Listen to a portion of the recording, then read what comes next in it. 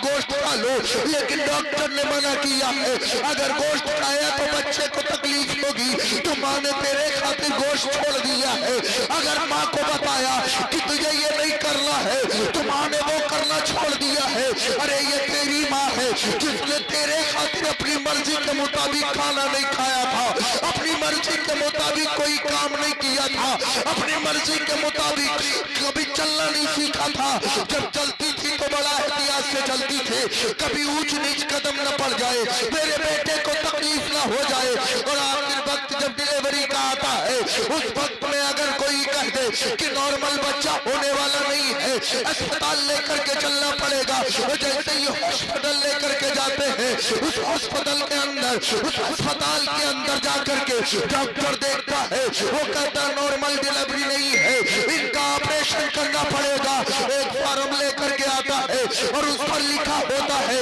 कि ये मर जाएगी तो हमारी गारंटी नहीं है, बच्चा भी मर सकता है, इन दोनों में से कोई एक बचेगा। तो माँ की ममता तड़प के कहती है ए डॉक्टर सुन ले, मुझे मौत आती है तो आ जाए, लेकिन मेरे बेटे को जिंदगी दे दे। मेरे बेटे ने भी दुनिया नहीं देखी है, मैंने तो पूरी जिंदगी देखी है, मैंने तो दुनिया का मुशाहिदा कर लिया है, मैंने तो हिंदुस्तान के चक्कर लगा लिए हैं, मैंने तो लोगों को देख लिया है, मैंने तो सारी चीजें देख ली है, लेकिन ये मेरे शिकम में जो मेरा बेटा है उसने अभी तक अपने बाप को नहीं देखा है, अपने भाई को नहीं देखा है, अपने दादा को नहीं देखा है, अपनी दादी को नहीं देखा है, अपने नाना को नहीं देखा है, अपनी नानी को नहीं देखा है, अपने चचा को नहीं देखा है। मेरा डॉक्टर मेरे बेटे ने किसी को नहीं देखा है, इसलिए डॉक्टर अगर मुझे मौत आती है तो मुझे मौत आ जाए, मैं जिंदगी जी चुकी हूँ, लेकिन खुदारा मेरे बच्चे को थोड़ी सी जिंदगी दे दे,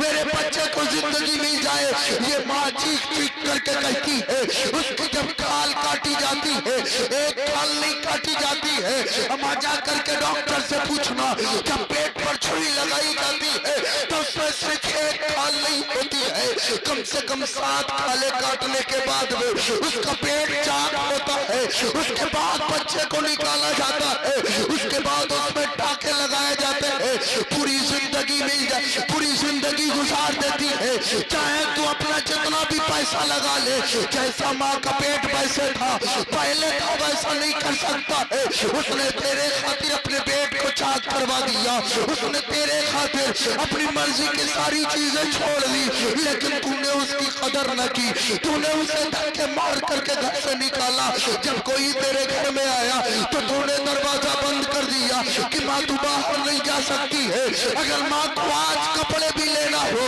अगर 10 रुपए की चीज भी लेना हो तो बेटे से मांगना पड़ता है। मेरे लगते अगर मुझे 10 रुपए की जरूरत है, मुझे 10 रुपए दे दे, अगर उसके दिल में आता है तो देता है, वरना ठोकर लगा देता है कि मेरे पास पैसा नहीं है, मैं तुझे दूं कि अपनी औलाद का खर्चा उठाओ, मैं अपनी बीवी का खर्चा उठाओ। बाप अगर बीड़ी पीता है तो बेटे की वजह से बाप को बीड़ी छोड़ना पड़ जाती है, अगर बाप कोई चीज खाता है तो उस बाप को छोड़ना पड़ जाता है, क्योंकि बेटे के पास बाप के लिए अब 10 रुपया भी नहीं निकल रहा है। 50 रुपए की बात छोड़ो, बाप पे बंद लगे हुए अपने कपड़ों को पहन लेता है, न जाने कितनी बार चप्पलों को टकवा करके मोची से पहनता है कि अपने बेटे की परवरिश अच्छी करनी है, जाकर के दूसरों की मजदूरी करता है कि अपने बेटे की परवरिश अच्छी करनी है। अगर बेटा कह देता है बाप मुझे ईद में कपड़े नया चाहिए,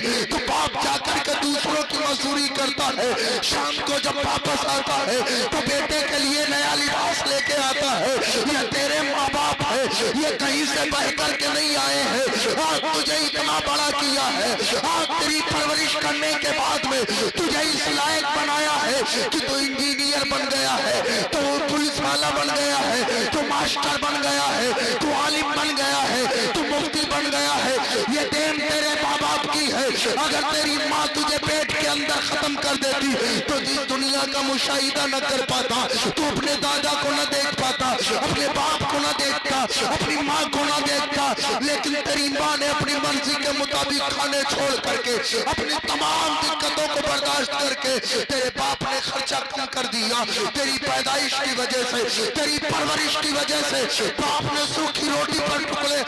सूखी रोटी के टुकड़ों पर अपना गुजारा किया कि मेरे बच्चे को पढ़ाई करनी है। एक वक्त का खाना 2 वक्त में बाप ने खाया। अगर बेटे ने पूछा अब्बा खाना खा लिया, बाप ने खाया हो या ना खाया हो, लेकिन बाप कहता है बेटे मैंने खा लिया, लेकिन अपने बेटे को नया लिबास देना है, अपने बेटे को ताजी रोटी देना है। चाहे बाप जिंदगी में घी ना खाए, लेकिन अपने बेटे के लिए घी लेकर के आता है। इस बुनियाद पर कि मेरा लाल जो है ना घी खाएगा तो दिमाग ताजा रहेगा, पढ़ाई में अच्छा रहेगा, इंजीनियर बन जाएगा तो मेरा नाम पैदा हो जाएगा। लेकिन वाह रे बेटे, जब